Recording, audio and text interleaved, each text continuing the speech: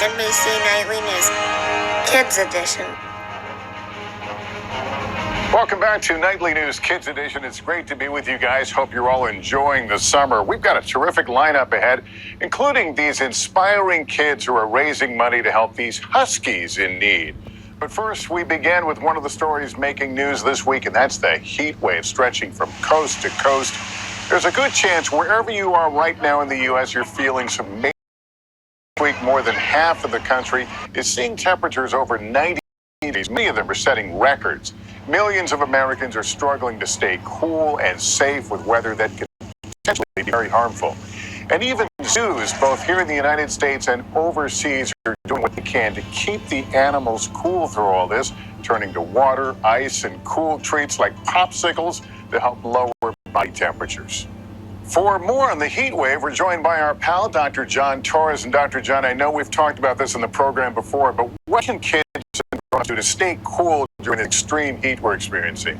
Lester, it is hot out there, which means it can also be dangerous. You want to be extremely careful. Now, that doesn't mean that you can't go outside and play, but you just need to go outside and play when it's cooler. So try not to go between 10 and 4 because that's the hottest part of the day. If you do go out during that time period, only go out for short periods of time. Try to play in the shade as much as you can and make sure you keep hydrated. Drink lots of water. But the other key is to keep an eye on everyone around you. If anyone starts to look like they're getting sick, they're having a hard time breathing, they simply can't do the things they normally do, or they're not making sense, they're not talking to you like they normally do, get some help. Get them into a cooler area, get them into air conditioning, take care of them, but make sure you take care of yourself as well. Yeah, really good advice. Let's switch gears now and talk about the coronavirus if we can.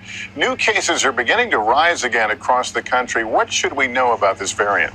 And Lester, this virus is being as tricky as ever, and it's coming back with this new variant that a lot of people are getting, even though they might have gotten sick before or they might have gotten the vaccine. But luckily, the vaccine protects you from getting seriously ill, so that's important. So number one, you want to make sure you and your family members are all vaccinated, especially if you're traveling anywhere. That's important to do. But also the things we've been doing for the past 2.5 years. Make sure you wear your mask, especially if you're indoors or if you're outside in crowded situations. You want to keep this on. You want to social distance as much as possible. And of course, the hand washing we always talk about. The same things we do, you just want to make sure you do that again and keep doing that until this virus goes away. Can't let our guard down, certainly. All right, let's turn now to our latest viewer questions. The first one is a pretty interesting one. Hi, Nightly News Kids Edition.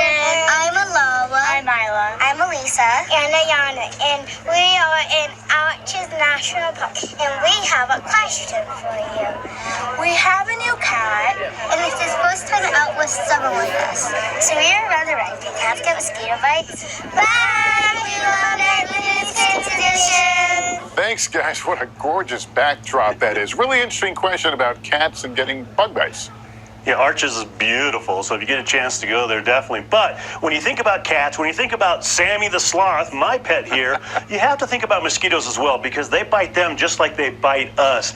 But the issue is they can get diseases, different ones than we get. Cats can get heartworm, so you want to be careful with that. They can also get something called West Nile virus. But the bottom line is you want to protect your cats as much as possible from getting bit by mosquitoes. So what does that mean? Well, much like we protect ourselves, you don't want to go out early in the day when the sun's coming up or later in the evening as the sun's going down because that's when mosquitoes are most active. That's when they're looking for food, and so they could bite you more then than other times of the day. On top of that, there are insect repellents you can use on cats, but you have to be very careful. You cannot use the same one you use on humans. That's dangerous for cats. And even some of the dog insect repellents can be too strong for cats.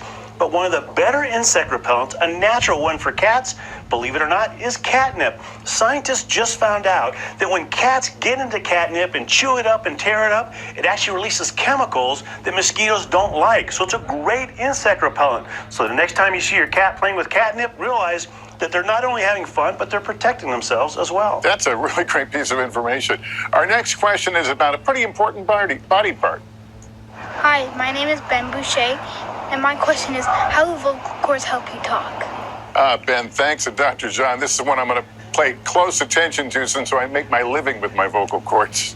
Yeah, this is a great question. This is why you and I can talk to each other, because of our vocal cords. And they work by vibrating to create sounds. Now, what sound they make depends on the air moving past those cords, which are at the bottom of our throat, and how much the muscles around them tighten the vocal cords up, making them thick or thin. Now, the thing to think about, Lester, is like a guitar. When you play your guitar, Like this one I just happened to. There you go. That's vocal cords. you get different notes. You get different notes depending on the type of string you're playing, where your fingers are in the string, where they're placed, because that makes the string longer or shorter. Or our vocal cords pretty much do the same thing, but without us thinking about it. And when the air moves past there, as we breathe, we produce those sounds. Those sounds then we learn how to change into words, and that lets us speak and sometimes sing. I learn something every day when you're here. Dr. John Torres, thanks much as always.